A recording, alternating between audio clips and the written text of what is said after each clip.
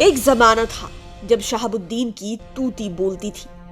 उनके खौफ से लोग दहशत में रहते थे। सिवान ही नहीं बल्कि पूरे बिहार में उनके नाम का सिक्का चलता था। उन पर आरजेडी सुप्रीमो लालू यादव का वर्द हस्त था। वे जिधर से निकलते थे लोग रास्ता छोड़ देते थे। उनके इशारे पर लोग घर जमीन तक छोड़ देते।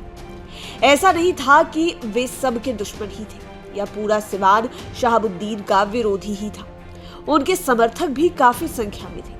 जब तक वे जिंदा रहे तब तक आरजेडी में उनका और उनके परिवार का काफी मान सम्मान रहा, काफी कद्र रही। लेकिन उनके निधन के बाद उनका परिवार हाशिए पर चला गया और अब शहाबुद्दीन की पत्नी हिना शहाब ने खुद ही आरजेडी से किनारा कर लिया है।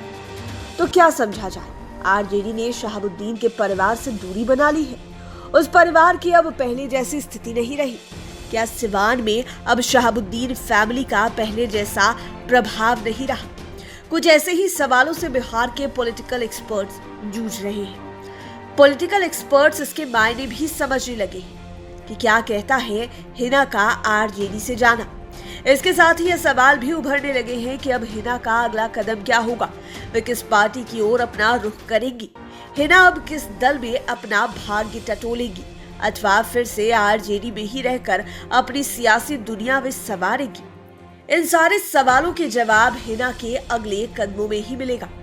दरअसल हिना शहाब ने 2 दिन पहले मीडिया से बात करते हुए बड़ा खुलासा किया था। एक तरह से उन्होंने आरजेडी को झटका ही दे दिया था।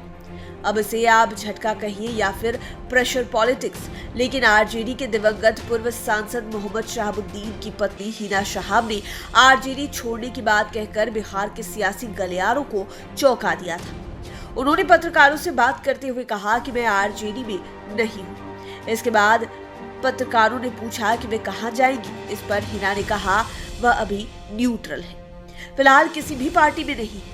अभी मैं किसी भी पार्टी में नहीं जाना चाह रही हूँ। अभी हम घर में बैठे हैं और घर में बैठे लोगों के बारे में इसे आप क्या कहिएगा? हिना शहाब के इस बयान के बाद ही तो सियासी गलियारे में हलचल तेज हो गई।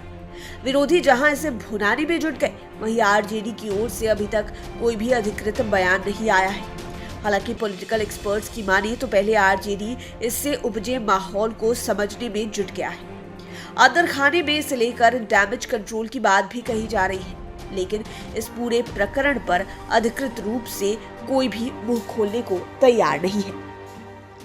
दरअसल सिवान के पूर्व सांसद मोहम्मद शहाबुद्दीन की पत्नी हिना शहाब को लेकर पिछले लंबे समय से आरजेडी से अलग थलग होने की बात कही जा रही थी। बीच में उन्हें राज्यसभा भेजे जाने की चर्चा ने भी रुख लेना शुरू कर दिया था। हालांकि यह चर्चा भी सिवान से ही उठी थी। कुछ लोग पोस्टर बैनर को लेकर हिना के पक्ष में माहौल बनाने में भी जुट गए थे कि उन्हें राज्यसभा भेजा जाए, जबकि आरजेडी में राज्यसभा भेजे जाने को लेकर हिना शहाब के नाम की कोई चर्चा ही नहीं थी। जब चर्चा नहीं ही थी तो फिर नाम पर न तो कंसिडर करने की बात थी और न ही ध्यान देने की बात हुई। कहा जाता है कि इसी को लेकर हिना शहाब और उनके समर्थकों में आरजेडी से काफी नाराजगी इतनी अधिक बढ़ गई कि पिछले दिनों हिना के समर्थकों ने सिवान में आनन फानन में बैठक कर आरजेडी के खिलाफ नारेबाजी भी की। कुछ लोगों का कहना है कि इस बैठक में लालू यादव के खिलाफ भी गुस्से का इजहार किया गया था। नारेबाजी तक की गई थी। धीरे धीरे मामला शांत हुआ, लेकिन मई के लास्ट में हिना शहाब की तरफ से बात आने लगी कि वह कोई बड़ा फैसला लेने वाली है। इसके संकेत भी आने लगे। लाइव सिटीज ने भी इस मुद्दे को प्राथमिकता से उठाया था और अब जाकर उन्होंने इस बात को सरेआम कह दिया कि अब मैं किसी भी पार्टी में नहीं हूँ। मतलब अब हिना शहाब लालू यादव की पार्टी या आरजेडी में नहीं है। लेकिन इसके साथ भी यह बात आई है कि हिना शहाब जल्द ही पूरे बिहार का दौरा करेगी। ऐसा वे अपने समर्थकों के कहने पर करने जा रही है। पत्रकारों की ओर से पूछे गए सवाल में हिना ने कहा कि वे अपने समर्थकों की मांग पर जल्द ही पूरे बिहार का दौरा करने जा रही है। वह राज्य का दौरा करेगी, अपने दिवंगत शौहर शहाबुद्दीन के समर्थकों से मिलेगी। इसके बाद ही कोई निर्णय लेगी कि उन्हें आगे क्या करना है। पॉलिटिकल एक्सपर्ट्स की माने तो संभव है कि यह हिना और उनके समर्थकों की ओर से आरजेडी पर प्रेशर पॉलिटिक्स का ही मामला हो सकता है। लेकिन इतना तो क्लियर है कि शहाबुद्दीन के इंतकाल के बाद उनकी फैमिली सियासी हाशिए पर चली गई है। पहले की तरह आरजेडी में उन्हें वैल्यू नहीं दी जा रही है। इसे लेकर शहाबुद्दीन के निधन के समय से ही हिना और उनके समर्थकों में नाराजगी है। लेकिन मामला इसलिए दबा हुआ था कि उनके घर में दो शादियां थी। इसके पहले घर के लोग शहाबुद्दीन के 40वें में उलझे हुए थे। इसके बाद उनके बेटी का निकाह हुआ और फिर बेटे की शादी हुई। अब जाकर घर का माहौल शांत हुआ है। इसी बीच में एमएलसी चुनाव हो गए, राज्यसभा के चुनाव हो गए। हिना शहाब और उनके समर्थकों को दोनों ही चुनावों से उम्मीद थी कि आरजेडी उनके लिए कुछ करेगा। लेकिन दिन गुजरते गए, चुनाव होते गए, न हिना के नाम पर सियासी लॉटरी लगी और न ही उनके बेटे ओसामा शहाब पर ही आरजेडी मेहरबान हुआ। ऐसे में गुस्सा तो बाहर आना ही था। हिना तब और टूट गई जब एक क्राइम केस में उनके बेटे को आरोपी बनाया गया। इसके बाद तो वे मीडिया के सामने ही रो पड़ी थी। आपको याद ही होगा कि शहाबुद्दीन के सजायाफ्ता होने की वजह से उनके चुनाव लड़ने पर रोक लग गई थी। तब आरजेडी ने सिवान लोकसभा क्षेत्र से हिना शहाब को अपना उम्मीदवार बनाया था। उन्हें एक बार नहीं बल्कि 3 बार चुनावी मैदान में उतारा गया, लेकिन पहले वाली स्थिति नहीं रही।